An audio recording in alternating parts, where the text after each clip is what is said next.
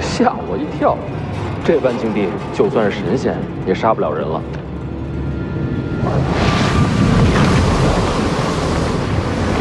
不是杀你，只是坏你气运。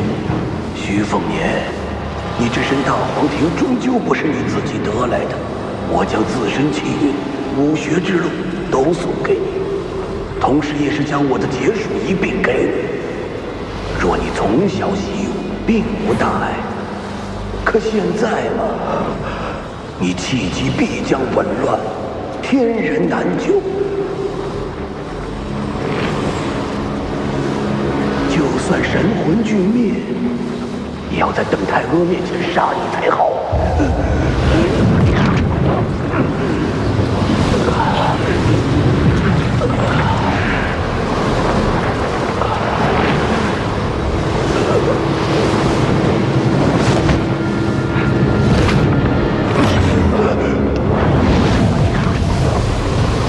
转气运之术，你是那老家伙的弟子。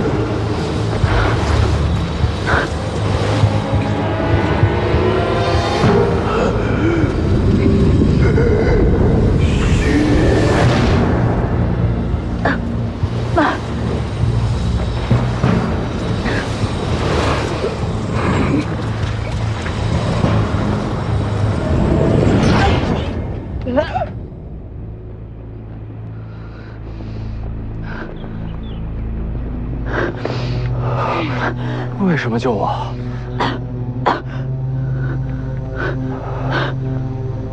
世子，世子，世子！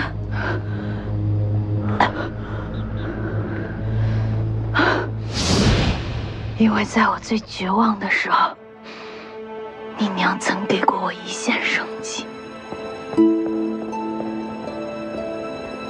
给你。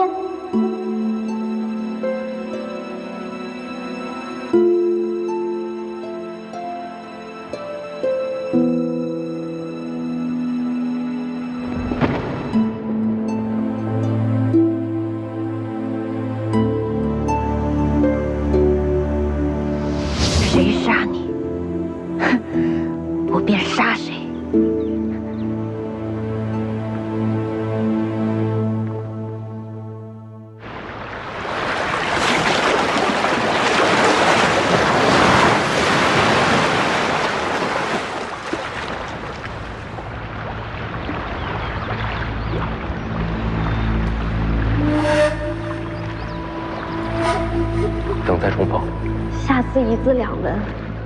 好，说定了。过年啊，给你点礼物。你属小狗的，我背后这丫头本世子欺负得，你们欺负不得。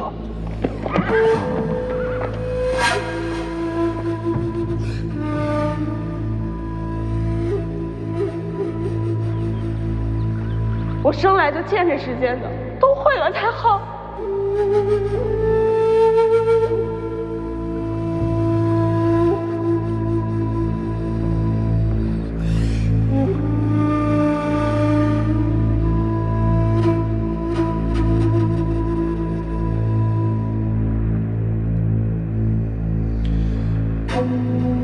徐凤年，你就算要死，也得死在我手上。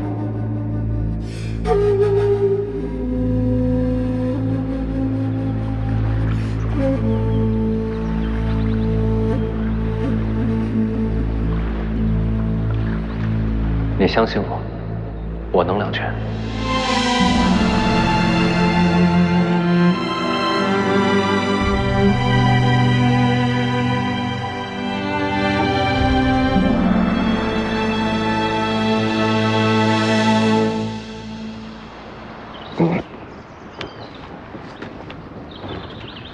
那丫头呢？已经走了。什么都没说。没说。当世最强一战结束了。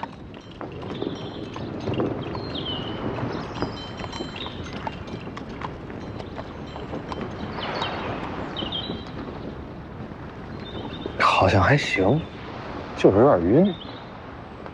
龙虎山那位名此将自身武学路数讲诵于世子，本意呢是想乱你内息，削你气运，结果被那位呵呵姑娘强转气运，替你接了过去。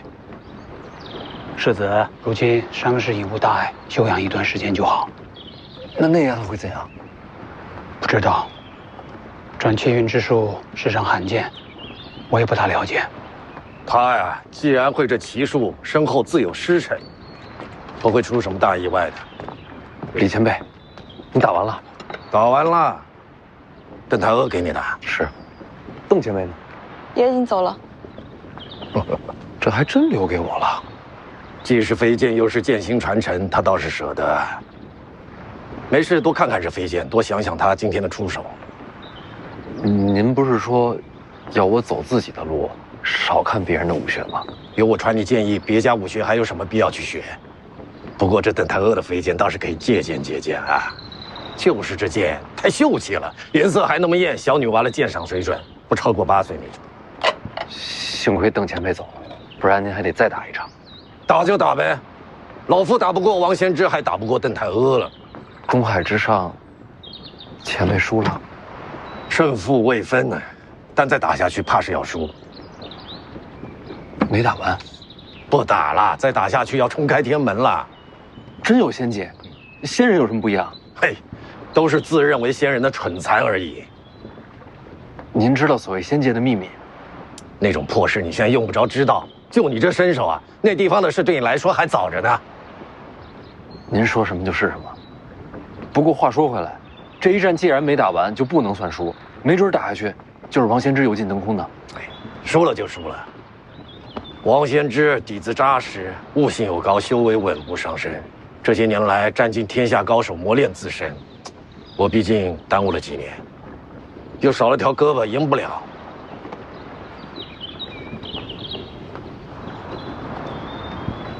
反正我心中，您才是天下第一。谁会在乎啊？打得尽兴就好。不过方才一战，王先知也使出了9分力，普天下逼他到这一步的，怕是没几个了。他还没出全力。王先知若出全力，恐怕只有500年前的吕祖才能稳压他一头啊！这么强吗？啊！哎呀，那咱们还在武帝城？废话。赶紧跑呀！我还拿了老黄镜匣。哎呀，拿着吧，这点面子王先知还能给我？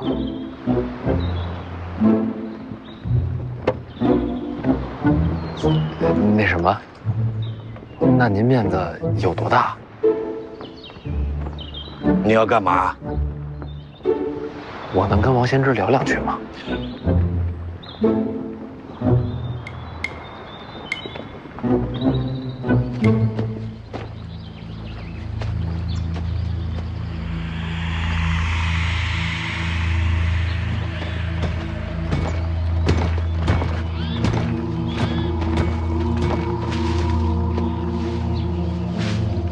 龙虎山的人为什么要杀你？为国除奸呗。谁是奸？我，徐凤年啊，都是。你等等，徐凤年我还能理解，毕竟北凉是王朝心腹之患。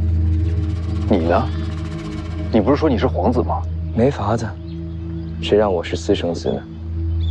我杀徐凤年，本质就是为了挑起天下战乱，借机长兵。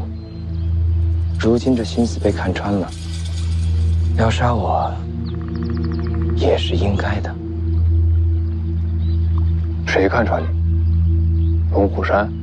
龙虎山就是打手，背后的主使者8成是张居禄了。那老头精得很，瞒他太难。所以，你理解龙虎山杀你的缘由？挺理解的。换我，我也杀。杀我一人，消除未来乱局。我既然不甘平庸，一个后果，当然自个儿接着，不怨别人。你连背后主使都猜到了？是啊。那你怎么还一脸想不明白的样子？我就是想不明白，他为什么要救我。福将红甲都认出来了，一路杀他也坐实了，他跟我只能是不死不休啊！凭什么救我？想和你化敌为友。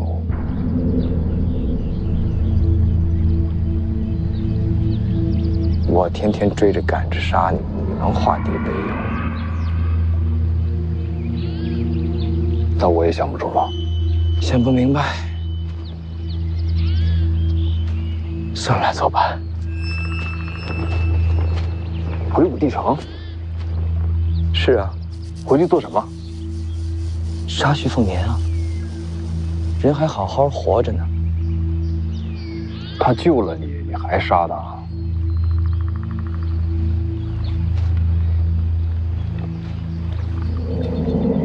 我心里是感激他的，但这跟杀他不冲突。人生两难全。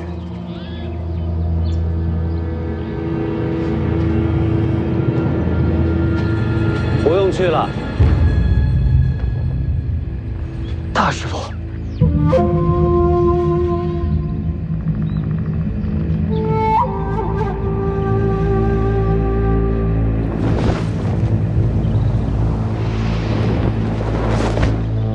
王先知，睡了吧？聊聊啊！这么喊人能来吗？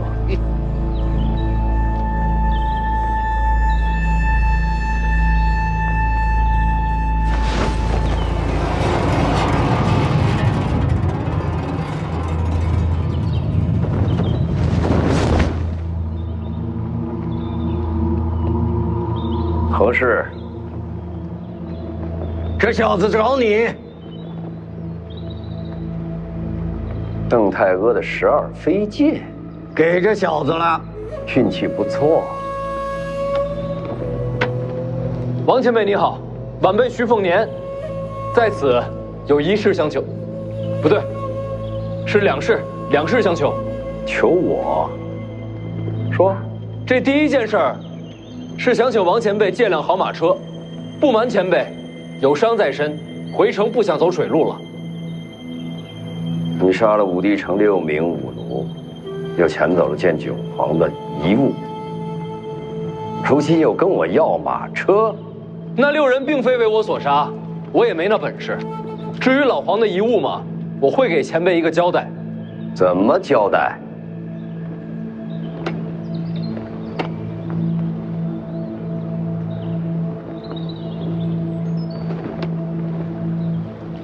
老黄和李剑神都是徐某长辈，他们2人未完之事，我徐凤年接着。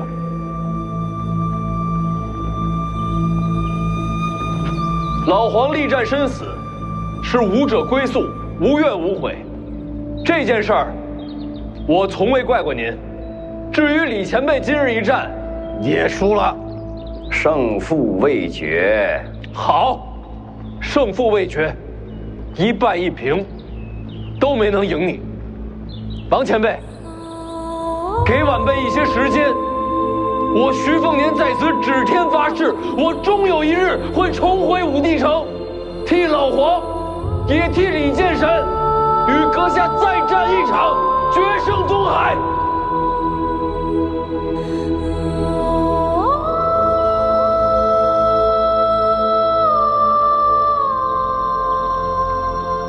你在约战？正是。不仅约战，还要赢你。如今的年轻人胆子真大呀！行吧，那我也疯一把。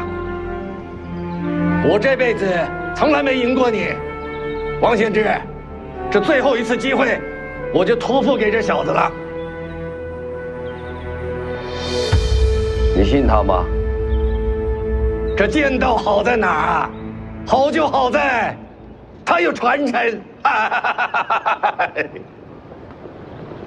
时下的年轻人敢和我当面约战的，你是第一个，恐怕也是最后一个。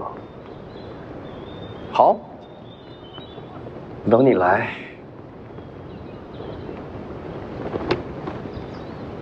多谢前辈。重回武帝城之时，我会把马车还给前辈。我会让人把马车给你。这第二件事儿，是我听人说，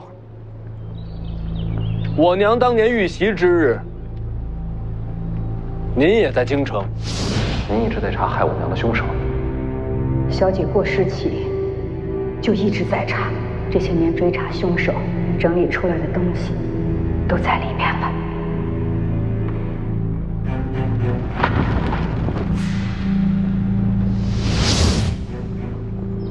当时我是在京城，我家人调查记录此事的小册上，记录了此事，但从未有人把您当作疑凶，因为我们都清楚，当日若是您真出手，我娘不可能活着离开京城。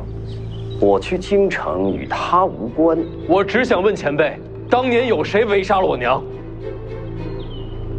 那几日是见到几个不该出现的人来到京城，不过那一战我没撞到。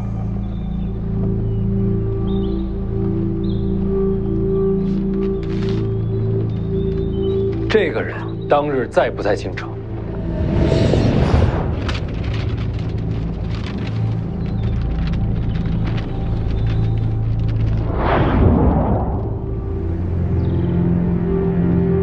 他在。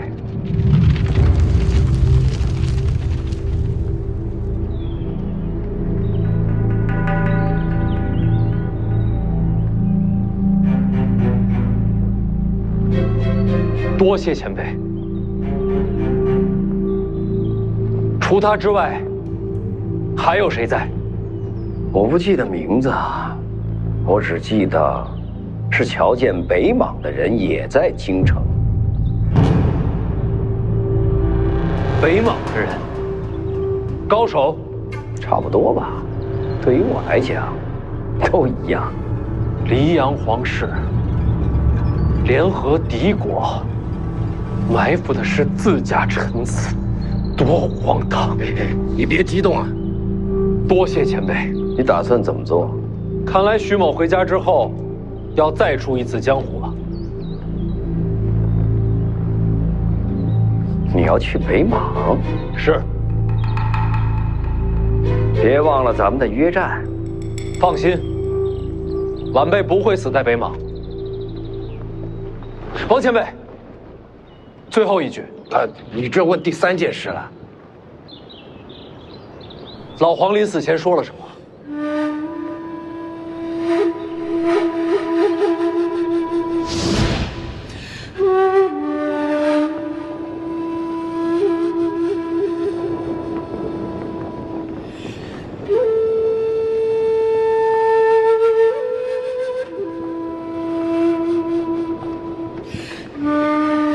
来，给少爷上酒。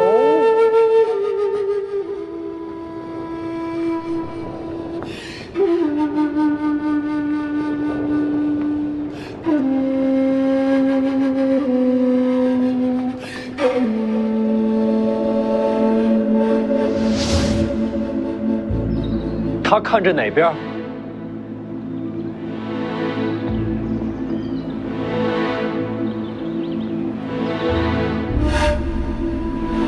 北。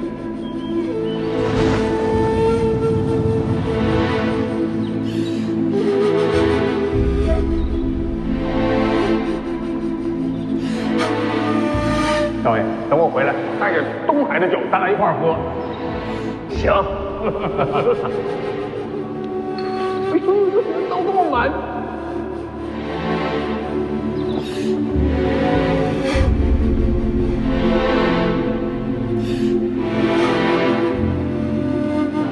清早去车里吧，前辈也上车。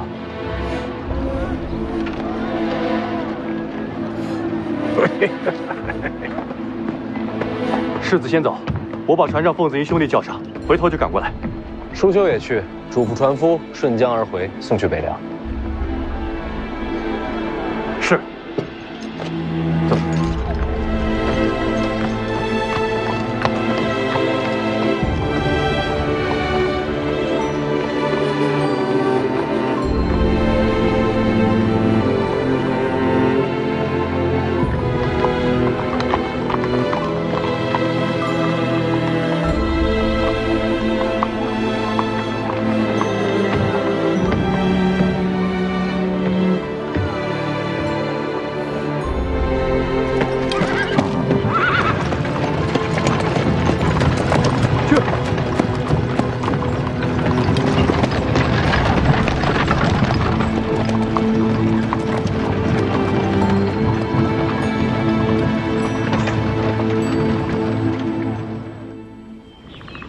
西蜀。曹长青与西楚公主已然到了蜀地，楚国余孽蠢蠢欲动，朝堂认定蜀地将有大乱。这是机会。正是，朝廷需要有人去蜀地平乱。难道是我？还能是谁？可是，按理说不该轮到我。许萧不能去，西蜀若归北凉，天下都要姓许了。顾建堂呢？顾建堂告病，陛下也不敢放这样的猛虎出山啊。也对，西蜀掌兵必须是陛下信任之人。大师傅，可是还有其他几个皇子在，那几位，谁愿意去与曹长青对决生死啊？犹豫的犹豫，忌惮的忌惮，这是千载难逢的机会。我把这奔赴西蜀掌兵平乱的差事，替你拿到手了，这是陛下必知。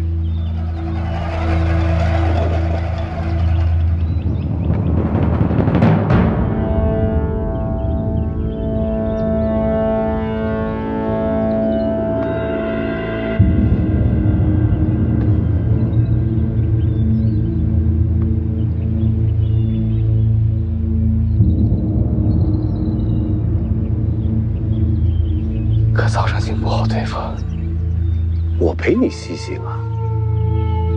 更重要的是，你没必要与曹长青为敌啊。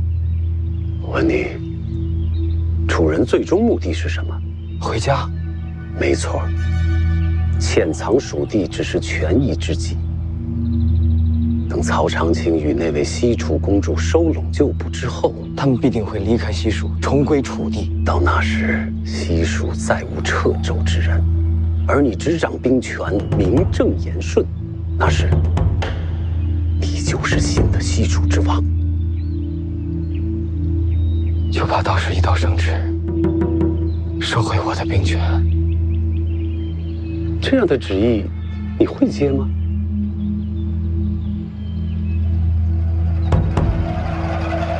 当然不会。等我掌控蜀地，下一步就要往边境之外。边境外，蛮荒。等蛮荒跟西蜀连成一片，我就有了问鼎中原的根基，最差也是一个无可动摇的蜀王。能看到这一步，也不枉费我教导你这么些年啊！多谢大师傅替我抓住这本良机。无需多言，我们即刻赶路前往西蜀。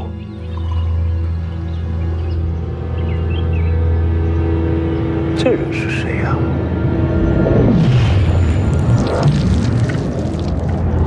袁庭山，轩辕家曾经的门客，如今走投无路，倒是可用。袁庭山欲为蜀王掌中之刀，斩尽仇手。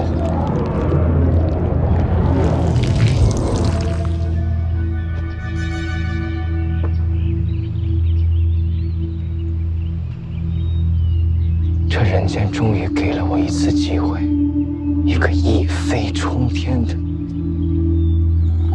机会。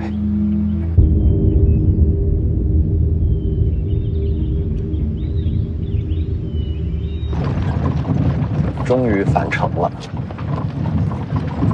哎，小子，邓太阿的飞剑再让我瞧瞧。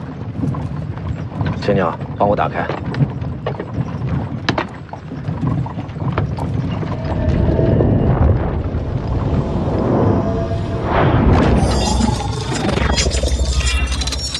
您也会使这剑阵？剑道出行时千万条路，到终了又好似殊途同归。可这只是假象，小子，没有殊途同归。这邓太阿的飞剑与老夫的御剑瞧着相似，实则天差地别。这其中的道理不好说，越说越错，你自己领悟。好活，当上。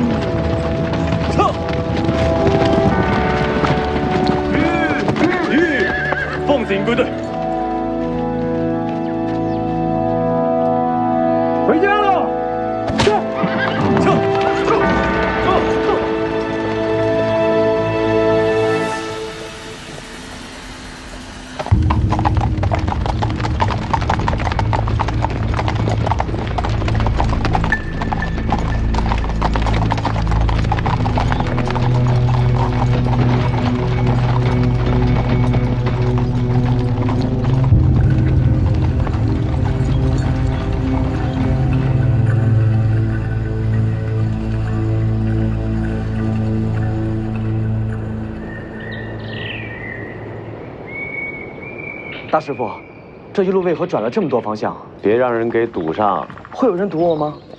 办事总要小心。那为何不快马加鞭？总要让马有休息的时候啊，不能跑一半把马给累死。大师傅，我看毛先知与李成刚，他们都快能飞于长空了。借真气而已。你能吗？你说呢？徐凤年也踏上归途了。这您都知道？我让人远远盯着，这一路歇息时都有眼线回报徐凤年的行踪。还用让人盯着他吗？要是我能成为蜀王，就可以不用杀他了。我一路在想，你说在武帝城时，徐凤年救你一命，这事儿确实说不过去。会不会是徐凤年知道咱们要去西蜀找兵？这密旨他怎么会知道？就算他知道，为什么要救赵凯？西蜀北凉可谓犄角之势，徐凤年是下一任北凉王，若是和蜀王联盟，那就真的安枕无忧了。这么说倒有点道理，还是说不通。徐凤年怎么可能远隔千里，还知道朝堂对策？再者说，武帝城时，大师傅还没有来，连我都不知道自己要去西蜀。不管怎么说，徐凤年都没有理由救你，这事儿透着古怪。所以我让眼线观察他这一路的行程。您哪来那么多眼线啊？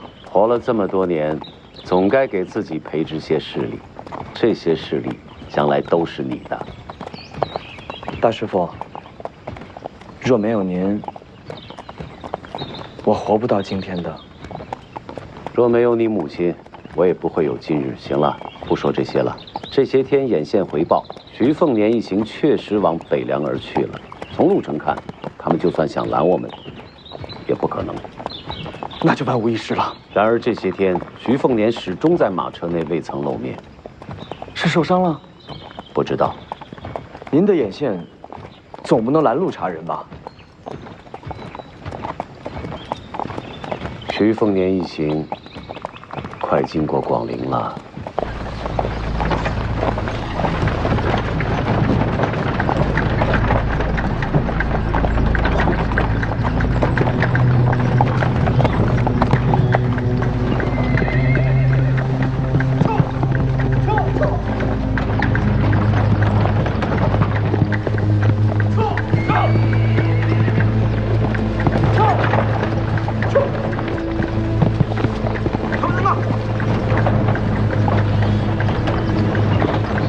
我给广陵王赵毅传了消息。赵毅，那个家伙在藩王里也是恶名远扬，您给他传什么消息？也没什么，提了2处，一个呢是朝堂对徐凤年顺利的离开武帝城不是太欢喜，另一个呢，徐凤年身边有角色相伴。赵毅父子2个好色如命，您是想借赵毅的广陵军区试探徐凤年？可那家伙虽然臭名远扬，却也不是笨蛋。他真敢害徐凤年吗？为什么要害呢？大军吓唬吓唬徐凤年，让朝廷有点面子，然后顺带把那个丫头要走。一个丫头，北凉能说什么呀？徐凤年不会把人交出去的。赵毅又不知道徐凤年的为人，以他的处事，一个丫头还不如个物件。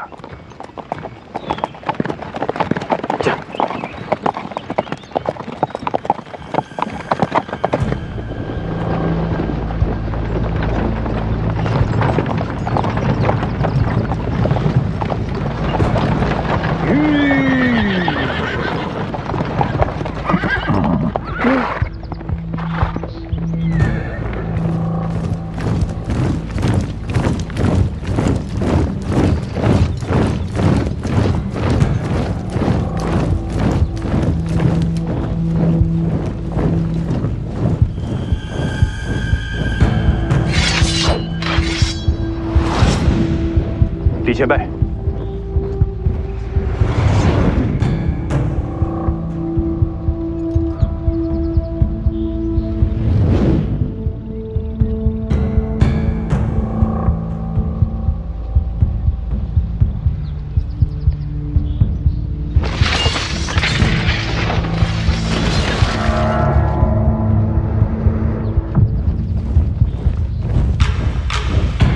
赵毅的广陵郡。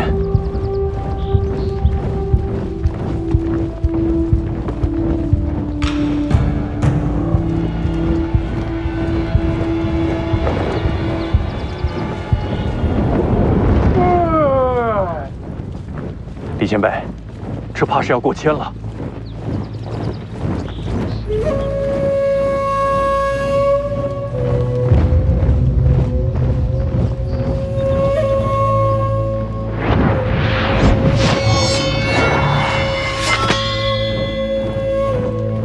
好不容易睡个踏实觉，麻烦。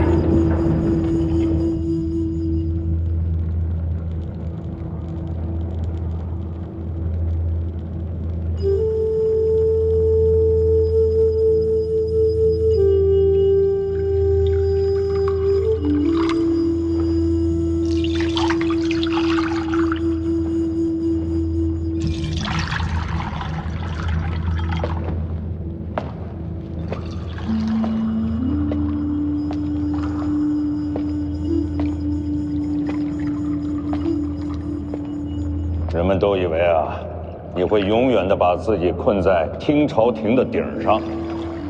同袍忌日，怎能缺席？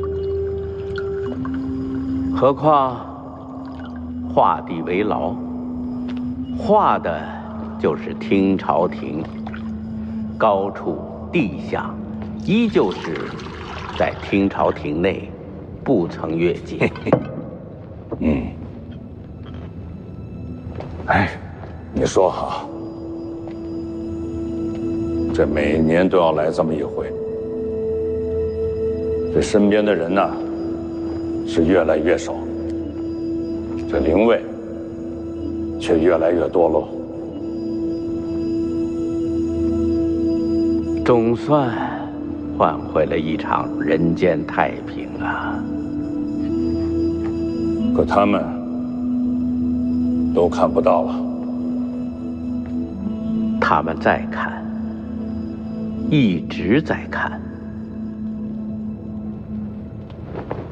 李淳罡一剑破甲2000余，广陵军心胆俱寒。你们都听见了吧？啊，都听见了吧？就是那个陪了你们很多年的那个李剑神，这次他威风了。凤年未曾露面。哎呀，你说哈，他这次江湖之行，我全都安排的妥妥的，啊，甭管是青州也好，还是江南也罢，我所有的布局可以说是做到天衣无缝了。陈之豹一直未曾在军营露面，无人知道其下落。哎呀，凤年这孩子呀，在我的布局之下，竟然弄了一场瞒天过海，把我都给骗了。直到最后，我才知道他要做些什么。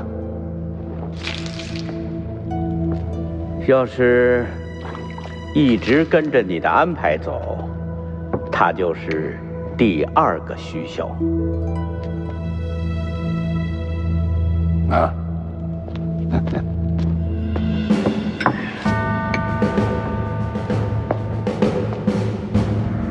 他选择了一条与我不同的路，是一条我从未敢触碰过的路。我的儿子徐凤年，他将打破我的枷锁，以自己的方式面对众生。他就是下一代的北凉之王，他会守住咱们的北凉大旗，镇守住咱们一起打下来的天下。这样的未来，这样的北凉王，你们还满意吧？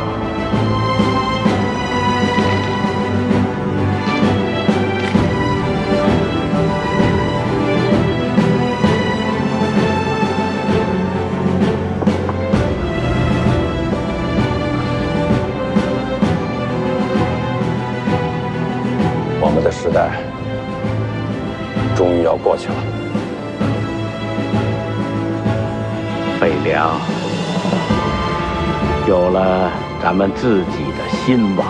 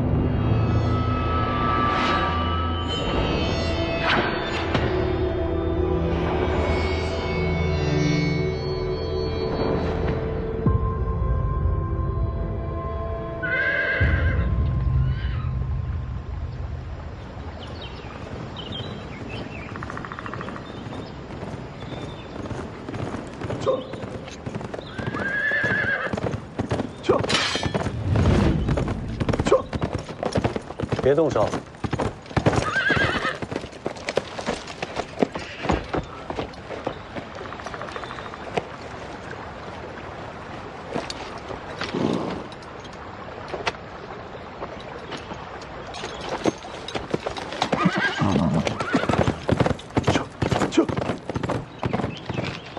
消息了。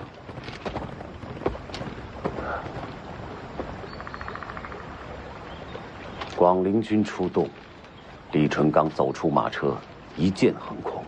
结果呢？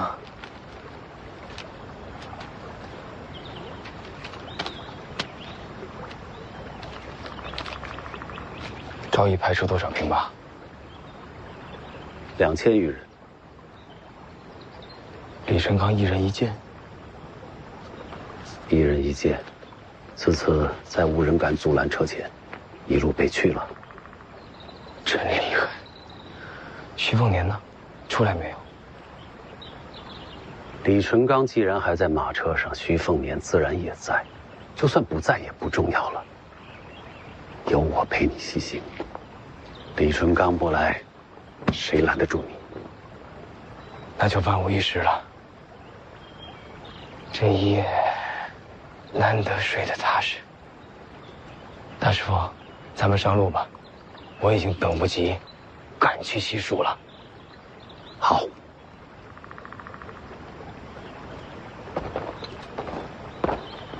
起床了。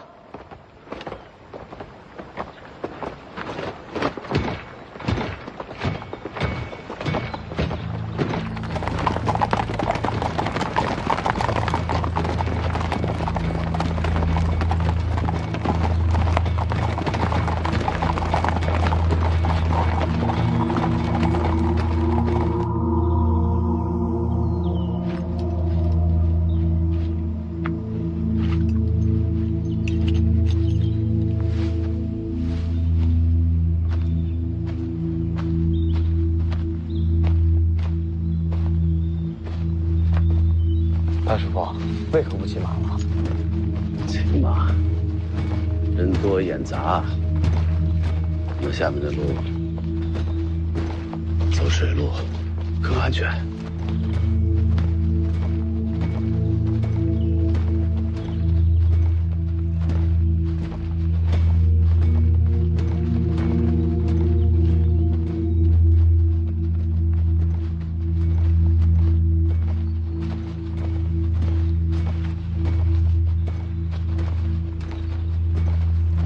到前面登船，后面的路沿江而下。时快时慢还不停改变路线，大师傅，没必要这么小心了吧？现在没有人能够追得上我们。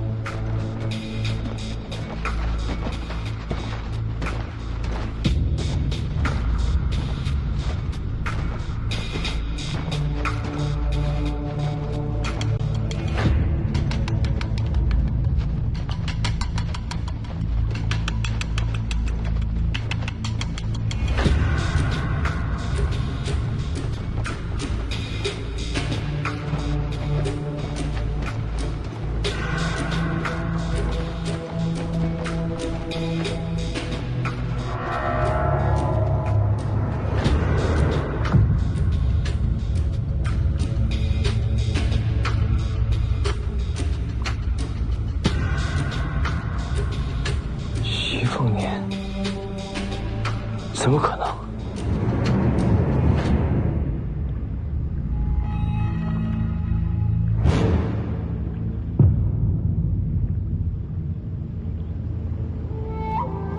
怎么可能？还记得我在武帝城和你说过的话吗？就这事，你怎么想的？你的绝路不该在这儿，还不走？你的绝路不该在武帝城，而是在这儿。武帝城救我，是为了在此劫杀？说不通吧？救你、劫杀，都不是为了你。我眼中的敌手，从来就不是你。你等的是我。我娘进京中伏那天，你人在哪儿？徐骁应该查过。我受命离京，不在京城，我查了你的调令，也找人把当年每一个存活下来的人问了个遍。韩雕寺，我娘中伏那天，你回了京城。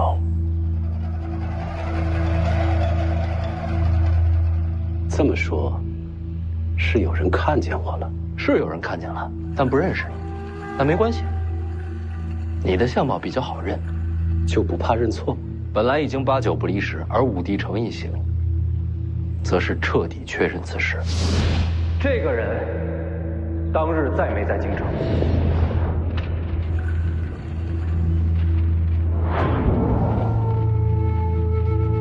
他在。你在京城？为什么在？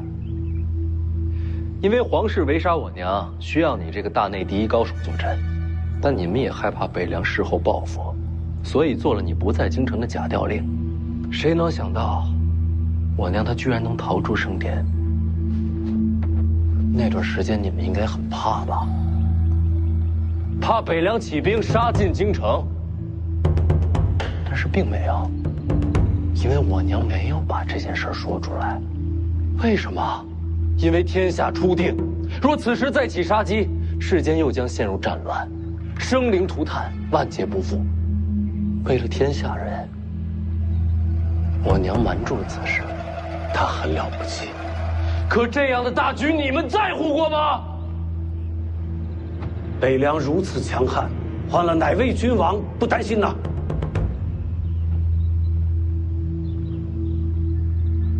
你承认了？到了这一步，再狡辩就失了气度。没错，当年围攻你娘有我一个。很好。徐家清除玉兰，徐骁没猜到的，你做到了。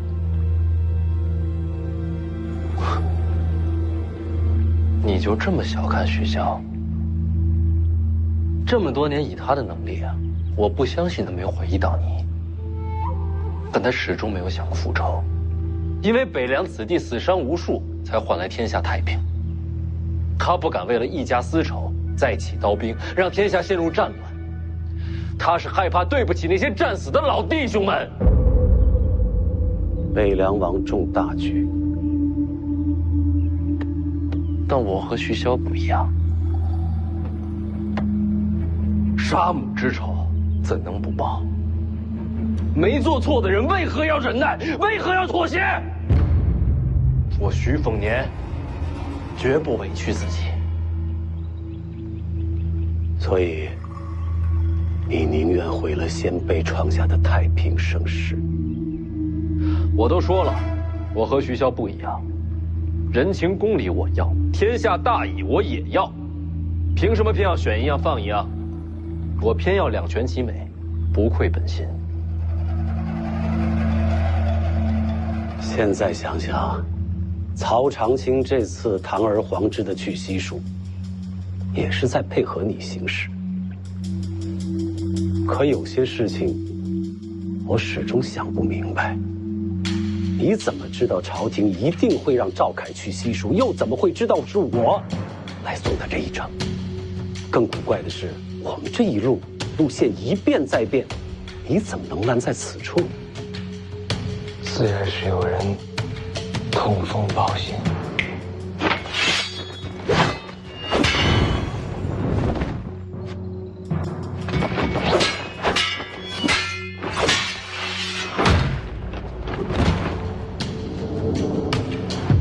是你？你是北凉手下？当然不是。其实他的身份就是你一切问题的答案。我为什么知道朝廷会将赵凯派去西蜀？自然是有人在朝中帮我将局势推向这一步，同时又在与我互通有无。你到底是谁的麾下？你没看我是用刀的吗？顾建堂，顾将军告病，是不是很及时呢？不可能。顾建堂为什么要和北凉合作？因为只要我活着，大师傅就会把所有的机会都留给我。有您在，就不会让顾建堂离开京城的。猛虎不回山，总是心不甘的。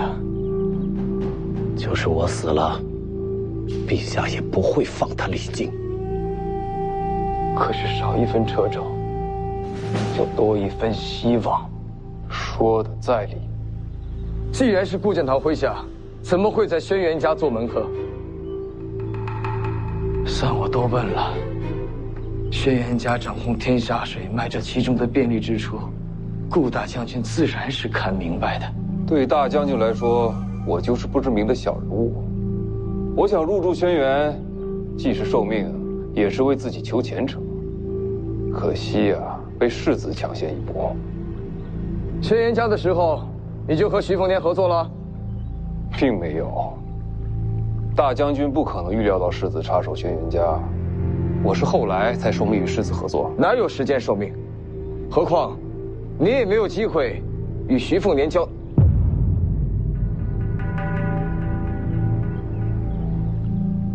上阴学宫，你过去盯着徐凤年，如果能听到他谈了什么，最好听不到，也不强求。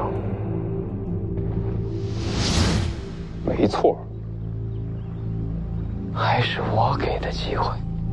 大将军看重上阴学宫，自然有麾下驻留，正好给我传令。顾大将军也不容易。我还记得那时，你回了我话。徐凤年和我媳妇儿都去了哪儿啊？就在屋里说话，我不敢靠近偷听。我见你见神的时候，徐凤年一直没出来过。绝对没有。那时候就在骗我了。对不住，你挡了大将军的路。谁？袁庭山。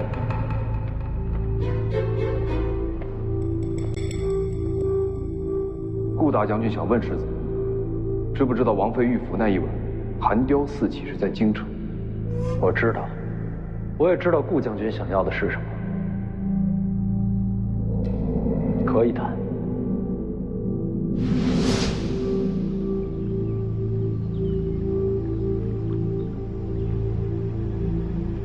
这么一来，差不多都明白了。顾建堂不但没有阻挠，反而暗中推动，让赵凯接下西蜀之行。再加上此人一路暗中传信，才让你出现在这里。这么说来，西楚公主也是你的妻子啊？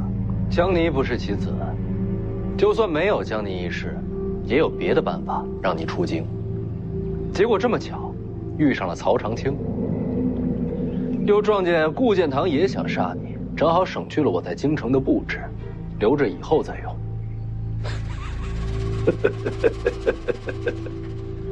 谋划倒是不错，可惜呀，顾建堂没法亲自来，就不陪你聊了。我们上船。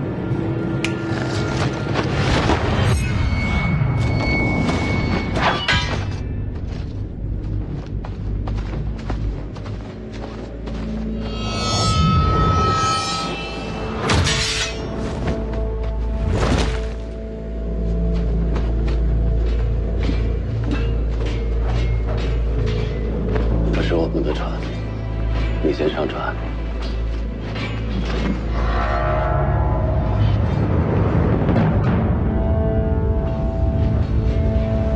你也来了。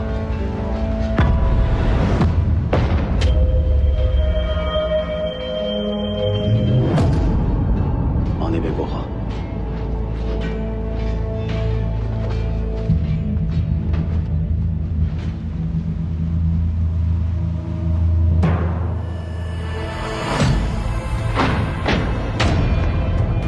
骑龙像，阶梯4个都到齐了。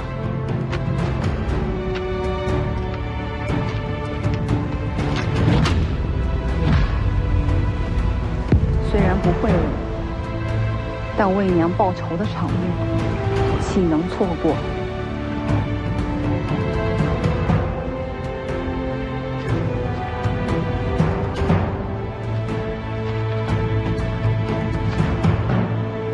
怪你要帮轩辕家。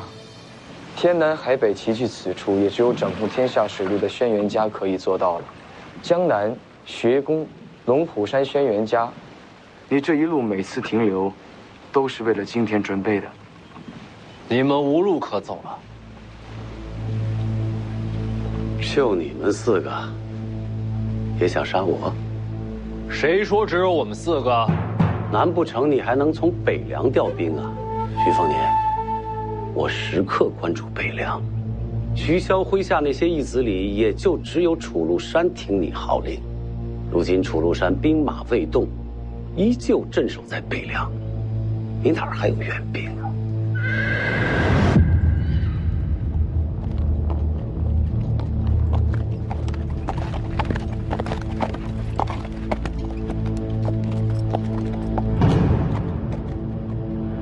陈之宝，这是北凉与你关系最差的一个，怎么会是他？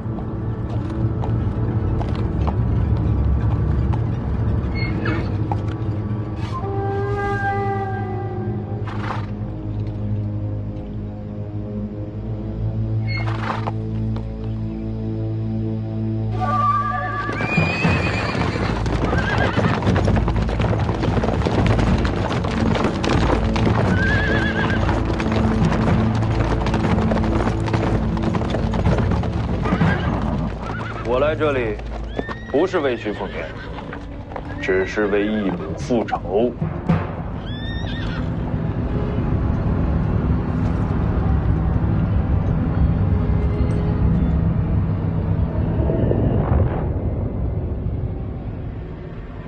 想办法杀出重围，不必等我，先去驻地。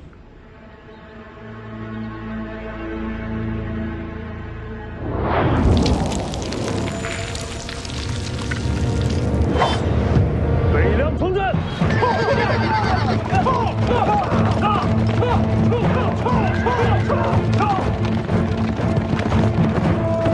就这些人，远远不够。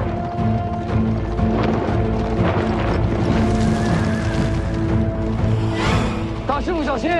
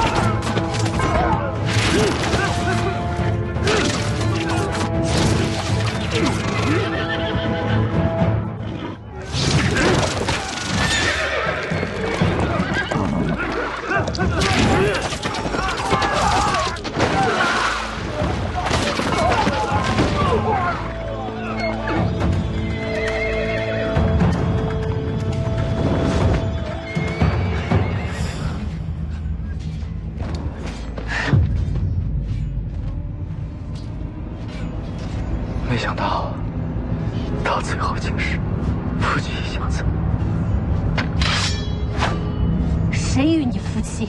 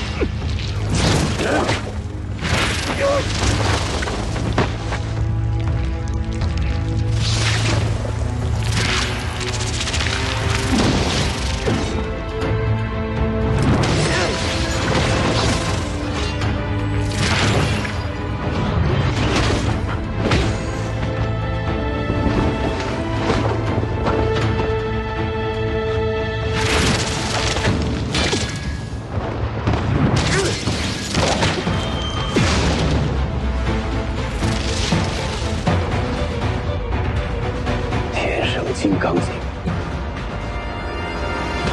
可惜这样的天才就要毁在今天了。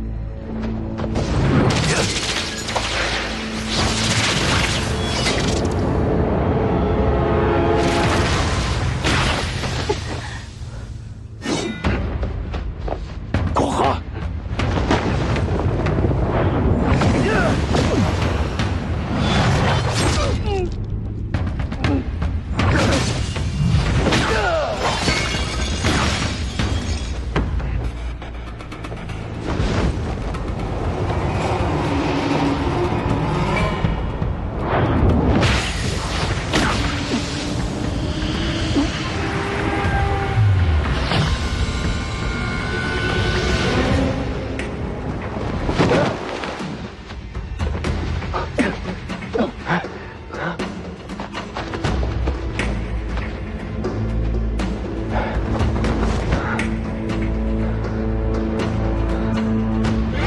没丢吧？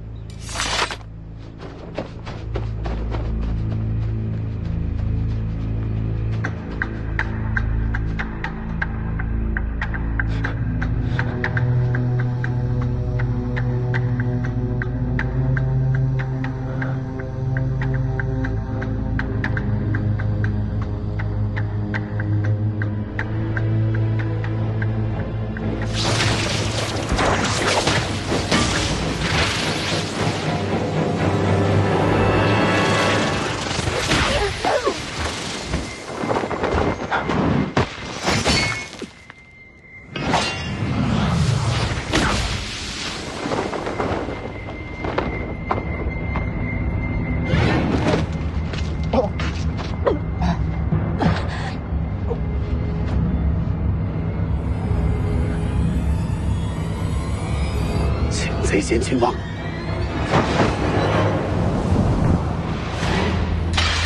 两袖轻射。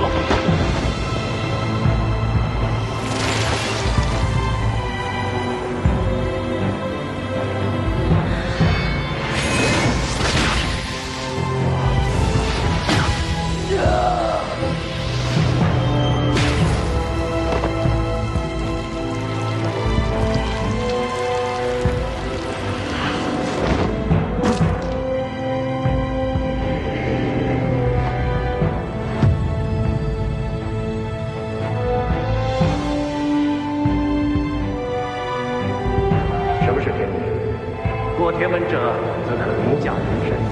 可我偏偏不服，不服天道能定人身，命运无法抗争；不服人法胜天，我天人便是先神。有我手中剑展开天门。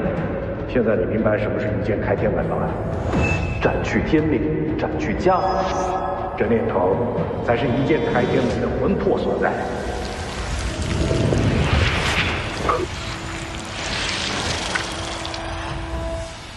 给我开天门！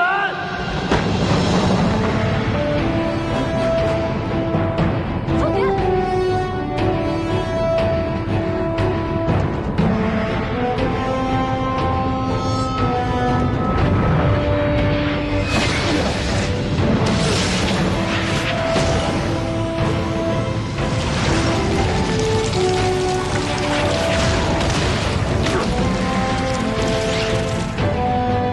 不用多此一举了。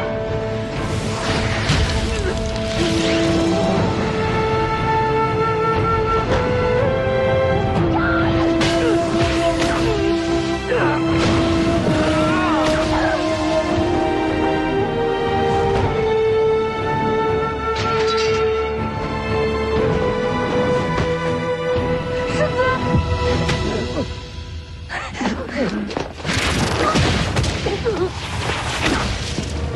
凤年，哥，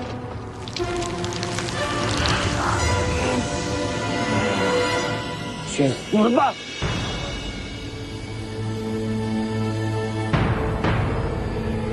大黄金。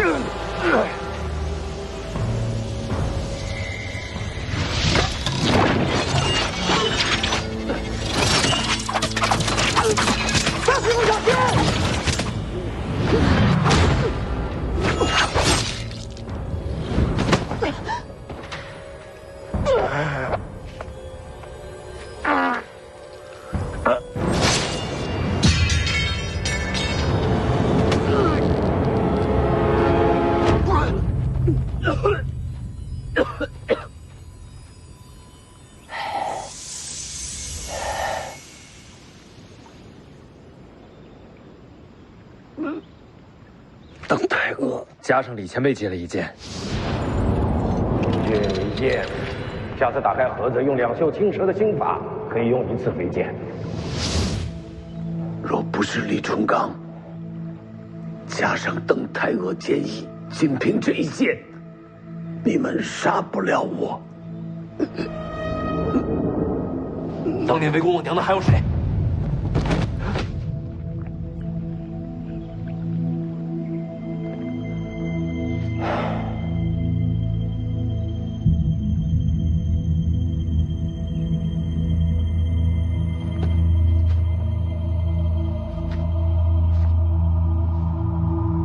师傅，我爹不愿见我吗？他想不想见你并不重要，你想要的就该自己去争，哪怕万劫不复，也要为自己闯出一线生机。我该怎么争？我教你。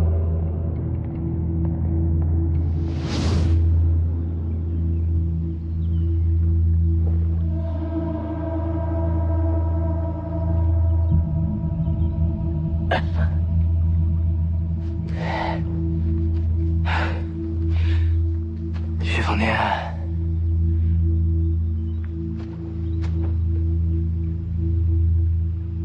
你生来就是徐家的嫡子，一切天生就该是你的，而我却要拼尽一切，才能看到一丝机会。我明白，你应该非常恨我。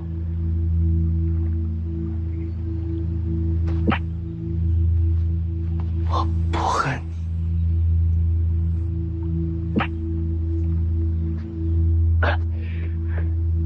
你，我也不认命，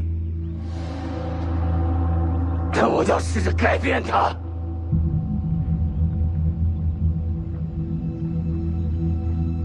哪怕这改变把我带到今天，带到现在，我都不后悔。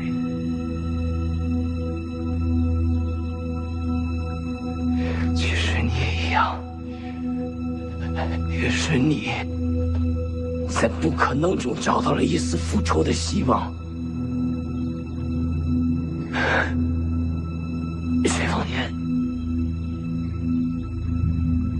你很了不起。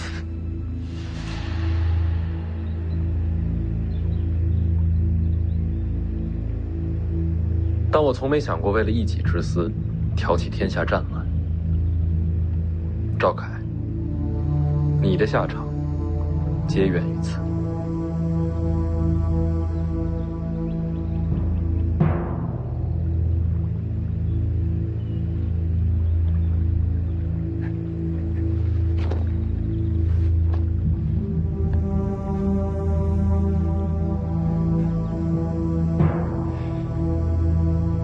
我输得不远，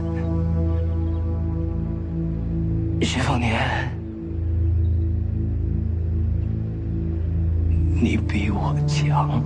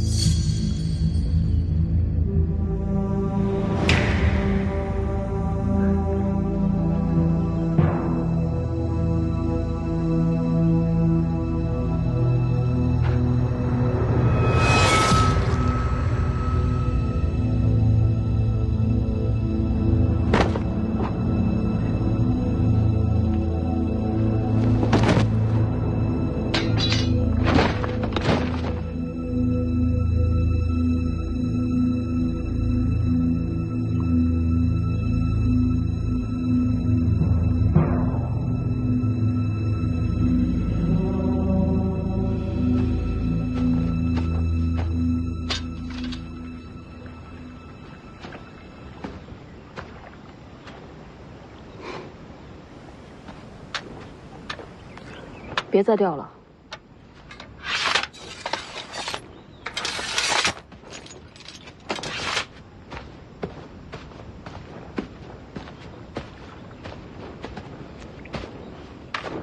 顾大将军托我祷告谢意，我们的合作到此结束了。希望下次不是战场相逢。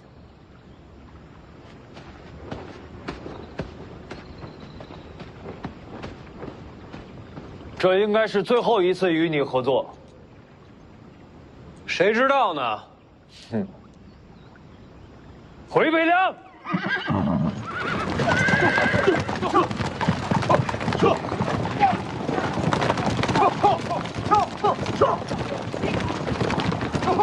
后年，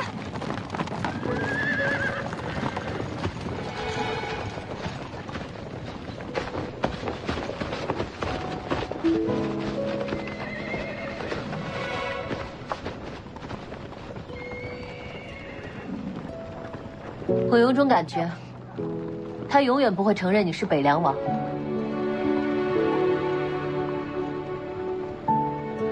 跟我回家。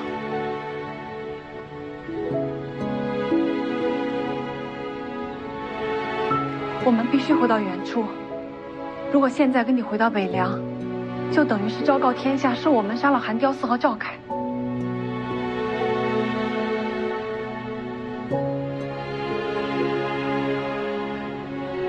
等你成为北凉王，就能接我们回家了。好好练刀，别丢了徐家的脸。这，生杀给你留着。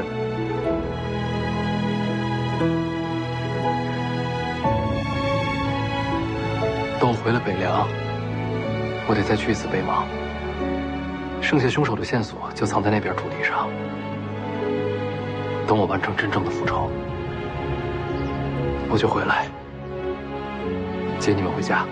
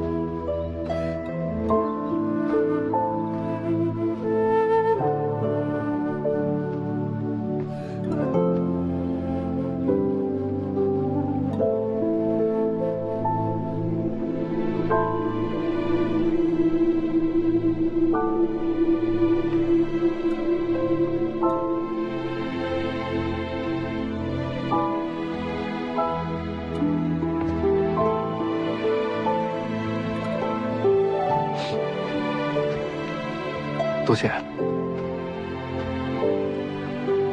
我走了。去哪儿？好几本书没看，我得赶回听朝廷。北凉再见。